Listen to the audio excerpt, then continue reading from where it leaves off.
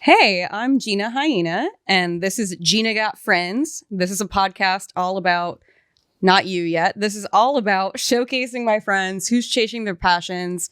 There's my list that we talked about. I wanted to showcase a lot of my friends that have found their passion, who are showcasing it and not living the normal 9-to-5 lifestyle. Hopefully it'll spark a fire in somebody else to go after their passion, not, be scared to do whatever. And I'm just bragging how I have really cool friends. Oh my God, Brendon's here. Hi. Hey, now you get to talk. Now you seem... Now you're here. You've unlocked me. No, I'm really happy we're doing this. And I'm really happy to see you. Yeah, no, it was going to be fun. So Brendon's one of my closest friends. He is one of my best friends. We met. We were both going through some shit. And I was the brokest I've ever been in my life, working at a gym. And we were all going through it with some shitty people. Yeah. And then it brought on that mutual going through that tragic experience. And so you have that bonding. Yeah. It's cool because I think that everyone has those experiences, those bonding experiences where you meet some people during some really tumultuous time, or you guys are sharing, at least for you guys, or some really important and life-changing stuff is going down. But then what happens a lot of times is those relationships kind of dissipate, after you go your separate ways. Like you met to go through that thing, and then you go away and do your own thing. What's cool is that that's not what happened. No, we met still around many years ago. And so the reason I had Brendon on the show, and this is our first episode, so we might be a little all over the place, which is also how me and Brendon talk. Likely. Is that Brendon is a musician as well as an activist. And he's got a great full-time job. So he's just a catch all around. But no, I really wanted to showcase your music career and your activism, and just to tell people, you can do these things, and kind of just shine a light on you. Everybody eats is the whole everybody's eating. Eats. Yeah. Everybody eats. And that's okay. Everyone should be able to eat. I think we've met some people who aren't okay with that. Yeah, no, we've definitely met some people. So I wanted to talk to you a little bit about your music career. This was something that, so Brendon, if you want to find him on Instagram, is B Music Maker. He's at B Music Maker. Yes. And we had a really good group of friends at Equinox, and we were all very close. And for years, we would see Brendon in the gym. And he'd be like, I'm going to the studio. And we were like, cool, anyways, see you tomorrow. We were the worst. They didn't care. We were the worst. And then a group of us realized, we're like, oh my God, he has an album on iTunes, and we're the worst friends ever. His Instagram is actually B Music Maker. Yeah. So share a little bit how you started getting into music. That's so funny. I was 13 or 14. Mm-hmm. And my mom, who had just moved us, I was born in Brooklyn, moved us to Buffalo, upstate, okay. Where she was going to go to med school. And she pulled us out of school and took us upstate, and I didn't really have any friends. So... How old were you? When we moved up there, I was 7. Oh, okay. But, little. Yeah. Yeah. I don't, itty bitty. Really itty bitty, And then my mom... put us in the public school. And then with me, she just pulled me out and put me in this private school where I didn't know anybody. And I was the only black kid, one of 2 in the whole school. In a private school in upstate New York. Yeah. So, yeah, it was interesting. And at that point, at that time, I didn't even know I should be concerned about it, or that was even a thing. Yeah. But, as I got older, I figured it out. But most importantly, I met this kid, because I didn't really, have a lot of close friends at that time. Who was really into music at the time. His name was Toby. I still talk to him to this day. One of my really good friends. And he used to bring in all these this music to listen to. And, okay. Who was your favorite at this point? I'm gonna date myself now. So he would bring in a lot of Police and Cure, and he would bring in a lot of Genesis. He's all over the map. To me, this isn't surprising, but it might be surprising to some people on the video. It will definitely gonna be that Negro listens to Genesis. Yeah, because anytime we've been shit-faced in a bar, oh God, we take over the jukebox, and it's a lot of Tears for Fears, Genesis, a lot of that type of music. Yeah, I mean, that's the stuff he was listening to. I just came from Brooklyn, where I was listening to a lot of R&B, and my mom listened to a lot of Motown. She was a huge Tina Turner fan. That was her thing. So I grew up listening to that stuff, and then I go to Buffalo, upstate, and it's alternative music and Genesis Toby stuff. So he brought in this stuff, and he made me listen to it. And I don't know what I was doing. I think maybe I was trying too hard to get a friend. Yeah. But he was he was like, yeah, we should work on some music together, or do something. We should try to write. I'm like, all right, I've never tried it before. So I said, okay. I'd never tried to write a thing in my life. You're how old at this point? Like 14. Okay. So we jumped from 7 to 14 just to make sure that you're not like writing with crayons. Yeah. Yes. No, this is, you had some like puberty feelings going on to kind of write about. Right. You weren't like, I couldn't get the 64 color box of crayons. Type of sadness. My mom didn't give me the pen with the multiple things on it with the different colors. So I was upset. So you and Toby start writing. So Toby and I start writing. And he was always listening to this like really eclectic, like older stuff. Okay. So, actually we didn't start writing yet. What I did was that night, or it was a couple of days later, I went home and I recorded this thing because I wanted to impress him. So I recorded a little bit off of, you ever listen to the Miami Vice soundtrack? There's this guy, exactly. Believe it or not. I haven't. Right. Yeah. So, oh God, this is great. This is going so well. Yeah. I listened to that, and there was like this song that was nondescript. There was no words or anything. It was just this keyboard stuff, which I thought was kind of cool and moody. So I kind of like recorded it. Yeah. On another device. Okay. And then I took it to school, and I was like, Toby, you're going to love this thing I just wrote. It's for like a well-known TV show.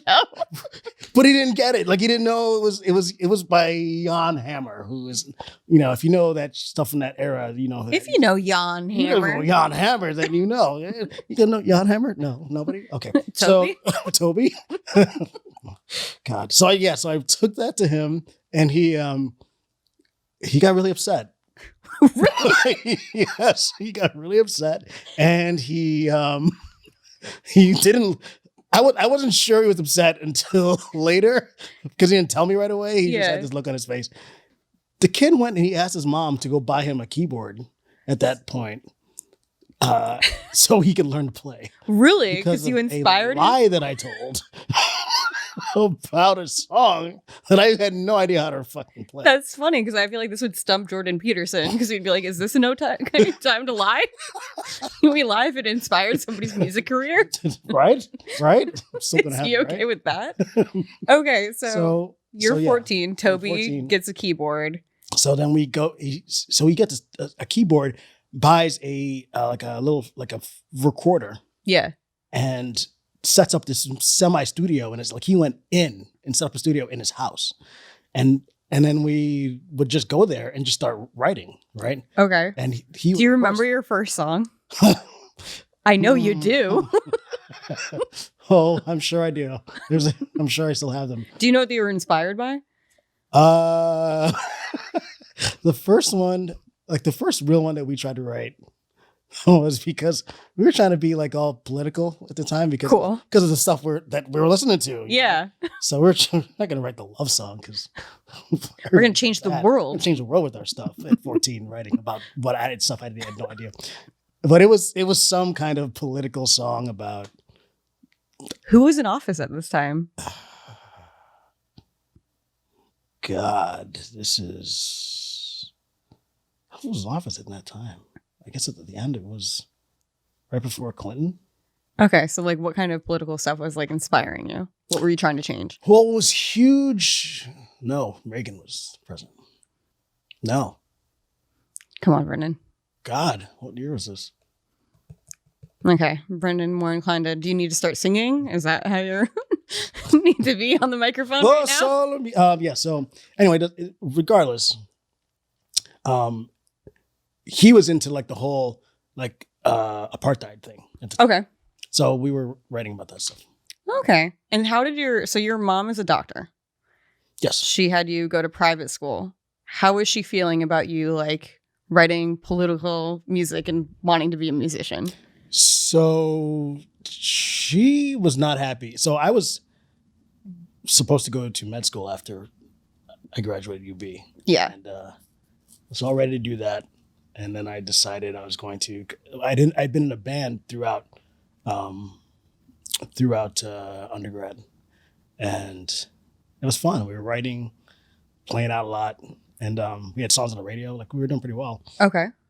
And then I like that your voice gets lower when you're talking about this. So there's like what's going on? Why is your voice getting lower? Sorry about that. I don't know what that is. It's like an internalized, like, I'm hiding this from my mom. Yeah, because my mom is going to hear this and she's going to be like, you fool. But anyway, so we were playing out and we were doing pretty well. We had a couple songs on the radio. My mom was not cool with it. She was not cool with it. And there was a period of time where my mom and I didn't really talk. Yeah. For a lot of reasons, but that was a main one. That she thought I'm the oldest. Mm-hmm. She thought I was throwing my life away, and I should be leading, my brothers and sisters, towards her dream. Her dream. I mean, she's from a family of 9. Yep. Moved here as an immigrant and became a doctor. Yeah. So impressive. She's like, you're not gonna do anything. You're gonna do something, that I believe is exceptional. Yeah. So you can show that your brothers and sisters that this is how it's done. Which I get. I understand it. Nothing parents do is because they hate you. They want to. It's their see shit. You do well, right? It's their shit that they're kind of putting on you, which is fine. And I had the aptitude. I could have done it, but at the point I was like, I want to just try this music thing. So I just decided one day to pack up all my stuff and I just drove to New York City. Okay, so that's what brought you to New York City? Yeah. Okay, I'm learning right now. It was either do that or go to med school. Yeah. Like that's where I was at. Did you have a profession in the medical, like what you wanted to major in or what type of medicine you wanted to do? I actually wanted to do psychiatry. Okay.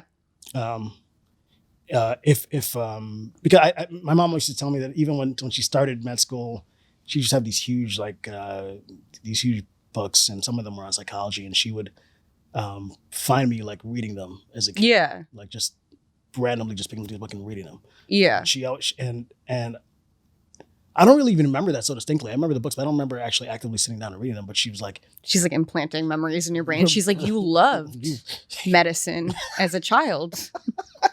This is what you want to do. This is what you want to do. Clearly, I didn't put those books in front of me. Yeah, but who knows? Maybe she. So yeah, let's just talk about that for a little bit. So that's why. So like, me and you are very close as friends because these are like certain things that we have in common. I've started doing comedy. You have music. That's why I wanted to start this podcast. Is because we also have this in common that my parents aren't cool with me doing comedy, but we both have this like psychiatry is interesting, behavior is very interesting because like me and Brendon always get together and we like riff on we're like taking apart our ex's traumas and being like, oh, let's diagnose them and like not really think about our own traumas, but let's talk about theirs because those are easier to fix, right? Right. And there's all this pressure when you have a family and especially a family member. My dad is also in the medical community. He's a nurse practitioner that came from nothing and did that they start putting it on you and it's out of a place of love. But like, there's this internalized emotion that you're like, this isn't me. Exactly. And it takes so long to like get that out. And especially when you're doing music and you're already trying to express yourself. And like, that's already pressure from society being like, it's so hard to make it. Even just expressing yourself creatively is difficult in and of itself. Exactly. And so then to have a family member and to have all this pressure as the oldest child to be living somebody else's dream. When did you ever sit down with your mom and say like, this isn't like cleared up or anything like that? No, we haven't really talked about it. Really? No. And all this time. So back then when I was back home, right before I moved to New York City, we had this huge show at one of the largest clubs in Buffalo. And I remember that before the show, I wasn't going home that much at the time. I had my own place. Yeah. Just because my mom and I weren't close like that. But before that show, I I had to go home and pick up something that I was going to wear because, it's something special for the show. Mhm. She saw us getting dressed. She saw us climb into this van, all 6 of us in the back of this van without seats on our way to do this gig. Yeah. And so I'm up there, we're performing, and somewhere around like the second song, this place is packed, but then there's the doors are in the back. I just see this light coming from this door way back on the right. And I'm singing and I look and it's my mom. Oh. And my brother. What was that like? It was unreal. I panicked. Yeah. Because I didn't know what her intentions were. I didn't know why she was there. Yeah. I wanted to make sure we were good. I wanted to also make sure that she saw that we were, that this is what, as I feel, this is what I was born to do. I hope you see it too. Like that sort of thing. Like all kinds of things were going through my head because I wasn't expecting it. She was there for the entire show. Okay. But just before I got off stage, I looked back and she had gone already. So I wasn't supposed to know that she was there. But I'm sure after seeing that light, and then it was probably one of those moments that you're like, holy shit. Yeah. And frozen. So how do you feel your performance was that night? Oh, we killed it. Yeah. Oh, how validating is that? It was incredible. People were coming up to us after, knocking on back, knocking. They were like, one of my closest friends to this day, the guitar player, an older guy at the time, but he was like my mentor who actually encouraged me to follow. This name is George Paleo, one of the greatest guitar players ever. We were in the back and we were talking a little bit. And after that show, and he looked at me, he goes, you got to get out of here. Really? He's like, you got to go. He's like, you have to leave. New York? You have to leave Buffalo. Oh, okay. So you're in Buffalo at this time. Buffalo, you have to leave the band. Like you have to go. You have to do your thing. This is what you're supposed to be. Oh, and especially from a mentor, that must have felt. And feeling incredibly validating. And yeah. I was like those conversations I had with that guy really were determinant in what I did. Like packing up and just leaving because he'd been there. He toured, he is a phenomenal, gifted guy. Like he was put here to play the guitar. Yeah. So to hear it from somebody like that, I was just like, all right, I'm going. I'm gonna do this. Yeah. And then some years later, after I'd been here and we'd been performing and stuff, I went home for a holiday, and my mom asked me to get something from her room. So I went up to her room and I just saw that she had this accordion folder next to her bed, against the wall. And I was reaching to get something for her. And I just saw a clip out of this accordion folder. Okay. And it was clippings of the performances I had done and the album that had just come out. And she had clipped them out of the paper and put them in the accordion folder. So at that point I saw that, I just kind of smiled to myself and I go, you know what? Let me let everything go. She's a fan. Let me just let it go. She just can't bring herself to tell me, but she went through and at that point was cutting out articles and scrapbooking them. Yeah. About my album releases and things like that.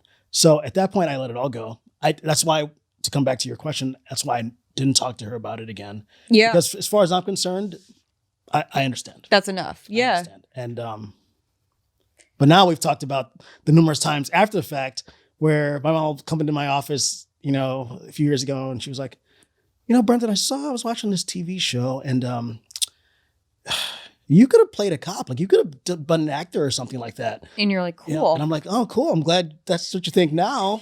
When I needed you to actually be on that wavelength, when I was a kid, that would have been the time. Yeah, because it's crazy to even think it never even occurred to me with doing stand-up that it was even an option. I grew up loving stand-up. My dad brought me to go see the Kings of Comedy. We always watched stand-up together and Living Color, all of that stuff together, and he loves it. And then, but it was always you're going to work in the medical field. Even when I worked in sales, they were like, when are you going to get a real job? It would never even occurred to me that that's an option. And then you hear about these kids that their parents bring them to acting lessons and voice lessons and stuff like that. Do you remember the point that you were oh, this is an option for me. I can go to a studio and record. When did that moment happen for you? When did I decide that it was going to be something I could do as a livelihood? When I moved to New York City. Really? Yeah. Because that's when, this is where you come to sink or swim, regardless of what it is you're trying to do. Absolutely. So when I first got here, I didn't have a band because the band had broken up. That's a whole other podcast. Yeah. Behind the music shit. But so essentially I was starting my own thing in New York City. So I found a studio which was down by in the Village. Met this cool guy Mikey, who was like a producer. His own little setup studio. It was actually a voiceover studio, and Mikey just happened to be a musician at the time. So we would go to the voiceover studio and just start tracking stuff. And just being in that environment day after day after day made me understand that I didn't hate it, and that because there's one thing to be doing art and be creative. There's another thing to actually approach it from a business perspective. Yeah. So knowing absolutely. that you're going to spend 8, 10, 11 hours on a Saturday in, underground without light, just working. Yep. Sometimes shock people out of the dream, But for me, I was like, yeah, I need more. I need more. Yeah. And then we tracked all kinds of stuff. And then I got these CDs made and I walked to all the clubs in the city. And it was like a Monday night, the ones I could get to right after work. And I was like, hey, I'm here. Just moved here, originally born in Buffalo. I've just released a CD. I'd love to play here. I just went there and I asked. I did not know that's not what you're supposed to do. I just did it. You're like, I just want to play here. Right. That was like your approach to it. Yeah. I went to the Continental at the time. I went to Limelight at the time. Okay. And oh yeah, the Limelight. Yeah. Jeez, that's now a cycling studio. yeah, Because New York. God, yeah. So and I went there and I gave it to these club heads and these owners, and then within like a day, they were like, I remember this one girl from the Continental woman called me. She was like, "That voice on the CD, that's you?" And I was like, "Yeah." She's like, "You sure?" I was like, "Yeah." She's like, "All right, we're gonna give you this day to play." I was You weren't pulling the Miami Vice shit with the CDs. That didn't transcend. That did not transcend. That did not transcend. Oh, Toby's gonna kill me. I don't think he even knows that story. Oh, that's so great. It's so bad. I felt so bad. Like he brought it. That's amazing. Created an entire studio because of that. Anyway, so yeah, and they just started allowing me to play. So I didn't expect that. No. So I had to be like, I need a band. So I went to the Village Voice and I just you're like, shit, I'm not an a cappella singer. Right. I don't have a band anymore. I need a band. Yeah. So I asked the Mikey guy that I met if he'd play guitar. You're in the subway Just assembling a crew. hey, is that a guitar you're carrying? Right. No, it's not. So okay. So I just put together these guys, and I just happened to be fortunate enough to meet some of the most like players, like I could play a song for them and they would know it, and Shit. like that kind of level. And I was just fortunate enough to meet people who knew people who were like that. Yeah. And then we were able to play these shows, and Damn. it was all of that happening just reinforced the fact I was like, I'm supposed to be doing this. Like, this is not. Yeah. And how good does that feel? It's terrifying because now you have no excuse, Yeah. Now you have no excuse. And That's a very good way to put it. yeah. And as you enter the field, as you are now, you already know you can be as talented as anybody. Mm-hmm. You can be more talented than other people. That's not the primary thing that's going to get you to the next level. Right? Yeah. It's a certain amount of luck that's required to be able to transcend and get further than that. So once you know you have no choice, but then you know that there's a large part of it is luck, but you're going to be grossly unhappy if you do anything else. You're like, all right, well, this is You're like, this this is my is it. personal hell. Yeah. But it feels good when I'm on stage, so I'm going to do this. You know what I'm saying? So It's pretty crazy because that's what like most people don't believe that I'm an introvert. But when like I did a show at the park yesterday, and a woman came up to me after and she was like, "You're funny," which first of all, when anybody comes up to you after and they're like, "You're talented at what you do," you're like, "Oh, thank God." Right. You don't realize that you helped me sleep for the next 3 weeks. Right. But she goes, "It takes a lot of balls to get up there." And I got to the point where like I forgot that it does to like take balls to get up and do stand up, because to me it's scarier to go to a party and talk to multiple people. That wears me out more than like going on a stage, saying my shit and leaving. Right. It's very, so with performing, is it similar for you that you're like, this is what I'm doing, so this is actually kind of easy, it's just the reaction? Or is it different? It could be different. Yes. So for the most part, well, to this day, I get up, and I'm not sure if it's similar for you, but to this day, when I get up behind a mic, 5 people in the audience, 500 people in the audience, I'm nervous as hell. It's like the first time. Yeah. Every time. Every time. What I do, if I drink, if I don't, if I sleep, if I don't. I've tried multiple different things and there's no way. You know what? Last night I got super nervous before my show and I had one drink before because I was like, maybe that'll calm it. And then even we had to plug in our own mics at Broadway because of COVID. I practiced 3 times because I thought I was going to mess that up. But even I was shaking before and I was like, I've done this hundreds of times now and I'm still nervous. So when I got home, I was like, I wonder if I trained to do a run and gun, if I could, because have you heard of those? So the thing is, you run with a kettlebell or like a rucksack, and then you stop at certain points and you grab a gun and you shoot at a target. And it's all about controlling your nerves and your heart rate. So I was like, I wonder if I went to Texas and I trained to be a run and gunner, if I would be better on stage. Then I was like, bitch, go to sleep. Like, none of that is a good idea. Like, just maybe if I involve a gun in my process, I will be better at this job that I'm doing. Yeah, I was like, maybe I'll be funnier.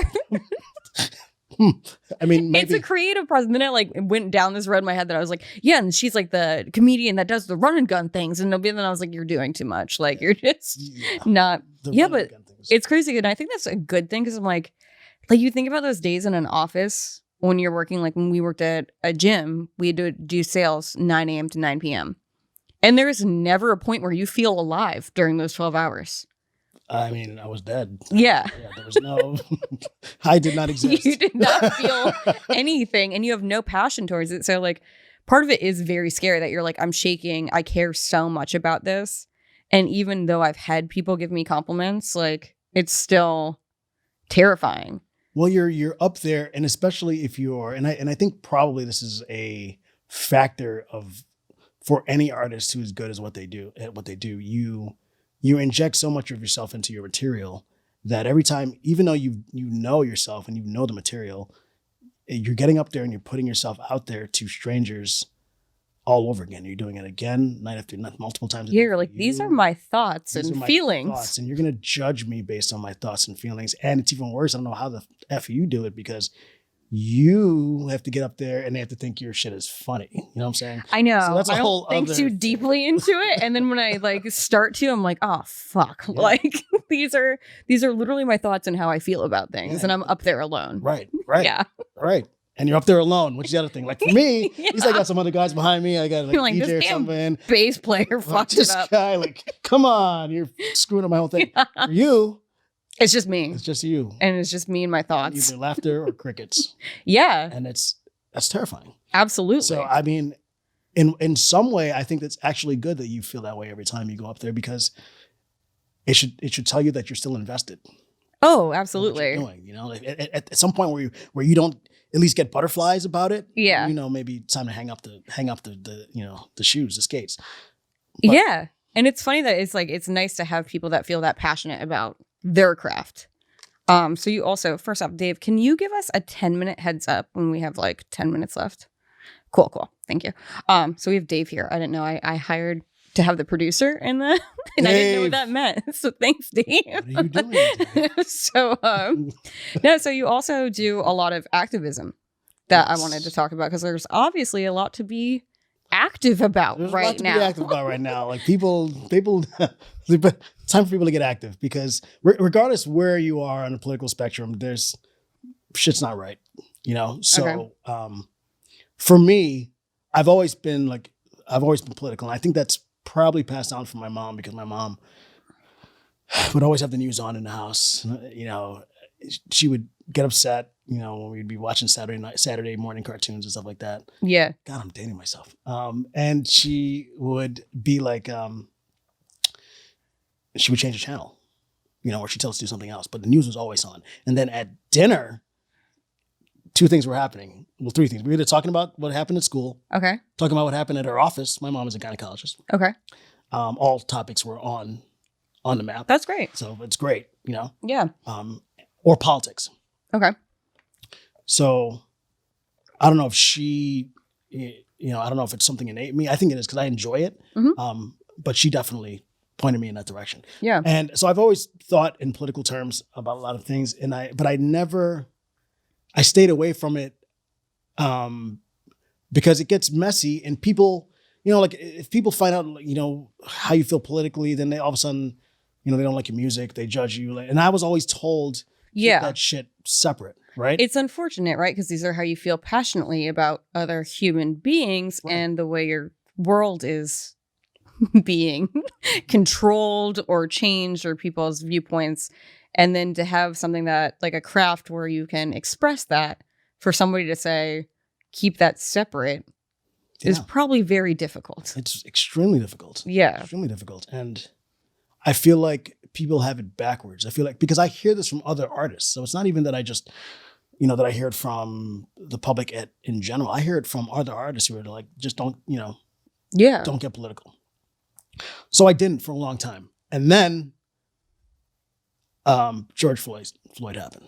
Okay. So that was a big thing that you were like, fuck this. I'm going to be. Fuck this. I got to have a voice in this. I have to have a voice. In fact, at the time, I posted a lot saying, I'd preface any political post that I had with, actually, it wasn't, Tamir Rice really was the animating one for me. Tamir Rice, Trayvon Martin. Okay, but George Floyd, watching that whole thing go down, and then that just, I was like, enough is enough. Absolutely. And so for my friends that are from Texas that probably aren't as well versed in this, can you talk a little bit about the Tamir Rice situation? So Tamir Rice was a young kid who was playing by himself in a park in Ohio. I think it was Cleveland. Okay. But he was playing in a park, and someone called the police because they said that there was a black man taunting people with a gun. Okay. In a park. So if you watch the video, it's very disturbing because the officers pull up, and immediately an officer jumps out of the car and just caps his kid. And this is a child. It's a child. No attempt to de-escalate, no attempt to find out what was going on. Yeah. And this is broad daylight. So, and they pull up as if this is a violent situation happening. Right. You watch this video, they roll up on this kid and shoot him. Yeah, it's extremely disturbing. It's disturbing. It was a kid with a gun. And there's no way that anybody can tell me that if that was a white kid playing in a park in Cleveland, that those cops would have rolled up and just shot him like that. That would not have happened. Right. Yeah. So, and I'm not the kind of person saying that, it's all like cops are racist. I have a lot of family that are cops in law enforcement, all those things. Absolutely. So I have the utmost respect for those guys because that's one of the hardest jobs on the planet. Absolutely. And you see daily, you see shit that most people would not want to acknowledge even exists. And you're tasked not with just stopping crime or just discouraging crime, but you're tasked with dealing with people that are homeless, dealing with people that have mental issues, dealing with people that are just out just to instigate other people. So it's a hard job, and it wears on you. So I absolutely get that. The problem is there's no other job on the planet where you can be so bad at it, where you can be negligent or homicidal and not lose your job. Yeah, you're killing If a doctor kills someone, they can lose their license and not be a doctor ever again. Yeah, absolutely. Yeah, that's not... I'm not sure why in this country that can't apply to policemen. I'm not sure what it is. And I have some ideas, but I think it's too much for today. Yeah. But I think at the very least, if you're not animated to get up and ask some questions right now after all the things that are going on, then there's something wrong with you, because there's too much going on, and when it's involving children, I thought everybody cared about children, right? Save the children, right? Yeah. So does that apply to all children, or just not the children from the cities? You know what I'm saying? Yeah, absolutely. I mean... So that really activated you getting into activism, having a voice online and in your music. So if you were to give what's one thing that you would want to share with everybody that you think would be helpful? Is it a song? Either in a song or, something that you'd like, a message that you would want to give about these situations going on. The only thing that I really try to encourage when I talk to anyone about politics, even because most people are politically, I don't want to say unaware. They don't care about politics, right? So, and people get hung up on the team aspect of it. So I just say to everyone, I would say to everyone, don't be afraid of these conversations. Don't be afraid to not voice your opinion. It is your opinion. But the most important thing is talk to people who don't agree with you. Yeah, I think that's very important. Yeah. Because everybody's got different experiences. They're going to come to those kind of ideas and these, even if they disagree with you, I mean, there's a reason for it.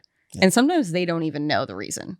Right. And when you have those difficult conversations, you can get down into that. Absolutely. Absolutely. And so maybe that should be stated as well. Don't be afraid to have those difficult discussions with people who disagree with you, because one way or another, if done properly and with respect, someone will take something away that they didn't either know or understand or know they should understand after the conversation is over. Right. So I would just encourage people, especially now, have those conversations. Start with your family. I know it's uncomfortable. Start with your family. Yeah. Because your family loves you, right?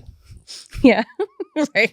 You're like, so I disagree a lot. Right. So they won't harm you. Yeah.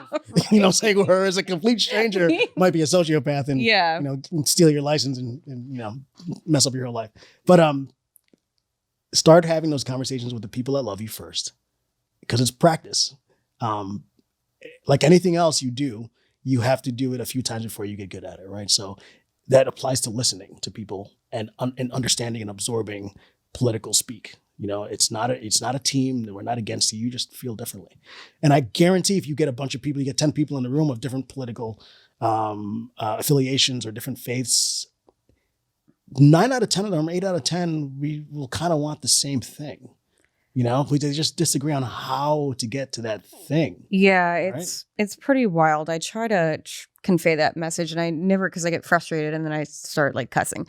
But it's just, for me, I'm like, you have more in common with the person sitting next to you on the subway than you do with anybody in DC. Absolutely. Or anybody that's like higher up making these decisions. Absolutely. That you're like affiliating, like wearing streetwear for an old man, and then arguing with somebody you've never met who just wants their family to be safe and to have food on their table.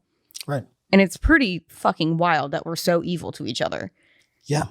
And it's just, and that's what it just comes down. It's just evil, right? That you see. So we only have a few minutes left, which we're definitely going to do another episode, because I feel like these are very important conversations, like you said.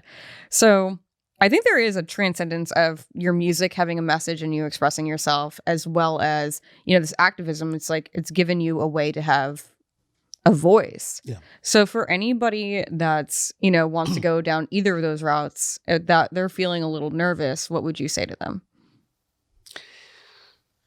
The whole reason that you are choosing to be an artist in the first place is to either reflect what you see in the world around you, or to create a reflection of things that are happening inside of you, right? That's your impetus of being part of choosing your form of art. You should not deny any of that. Yeah. To yourself or to other people, because you never know what thing you're going to put out there, what piece you'll put out there that's going to strike a chord with someone and bring them to you and make your art, part of their lives, which is the whole point. So the mistake I made was censoring myself. I've 180 degree turned around, and I'm diving full into this now. That's amazing. That's so great. Because but if you think about it, you listen to the greats that I used to listen to, like Marvin Gaye, like a lot of these people they're political. Yeah. And there's songs that we sing all the time, that we all know the choruses to. A lot of YouTube stuff as well. But the point I'm making is a lot of these people are talking about serious shit. Yeah. With these pretty hooks. Unapologetically putting it out there. You know what I'm saying? So if they can do it, you can do it. Yeah. You know what I'm saying? Like, it didn't crush or destroy their career. And something what you said at the beginning there, you don't know what it's going to strike a chord with somebody. Because I know that even with me, there's a lot of music that I'm like, wow, that person wrote something that expresses my emotions better than I can. Absolutely. Exactly. And it's so important. It brings just such a beautiful aspect to like the human experience that you're like, oh, other people feel this way. So when somebody's being raw and truthful, it's extremely important. Yeah. You're showing people how you think, and you're framing things from a perspective that perhaps, as you stated, they would be unable to do. and maybe your words are the ones that get through and help them voice their particular thing. You know, that's in comedy that's key. You know, like Mel, what did Mel Brooks call you guys? The stand-up philosophers and yeah, absolutely. Yeah. Yeah. It just feels like it feels very real. Like I think when you're doing music, like it's just like you said, it's the most genuine form of yourself. Absolutely. And then, you know, like I said, that's how I feel about comedy. And that's why, again, I wanted to start this podcast and just, you know, encourage people to be more honest. And if you're scared of expressing something, just fucking do it. Like, Just do it. some people aren't going to agree with you. It's their fucking There's problem. always going to be someone who Yeah. is their problem. There's always going to be someone who disagrees with you. There's an audience for everybody. Exactly. Is the more positive way Right. to look at it. Right. So if you're going to build an audience that is going to enjoy you doing what you actually want to do. Yeah. And how great is that? Yeah. Like you'll have zero regrets when you're old. Exactly. You're like, I did it. I lived life. I Right. did it the right way. Right. Well, Brendon, you're one of my Gee. very best friends. Yes. I can't wait to see what happens with music. I'm so happy we're doing this. This is thrilling. Like I'm so Yeah. cool. This is so cool. Like I'm just gonna just stare at the ceiling. This is so cool. But thank you for having me be part of this. This is I'm so excited for you. Thank you. Just starting and you're killing it. I mean, I've known you for a while, so of course.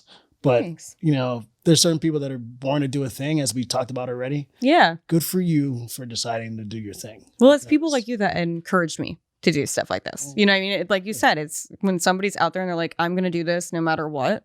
It's very inspiring. And like, even though like you got over your hump and it made me get over mine, like break through that wall. So you are an inspiration. Know that. Good. And so where can people find you online? So on Instagram, B Music Maker. So it's a letter B and then Music Maker, one word. It's all one word. Facebook, you can just look up Brendon Hamilton. Brendon, Brendon, not Brandon.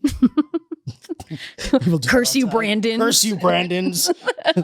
I just answered to it now. I Yeah. answered to any You're like, variation of whatever. Brandon. Like whatever. Just yeah. What do you want me to do? Yeah.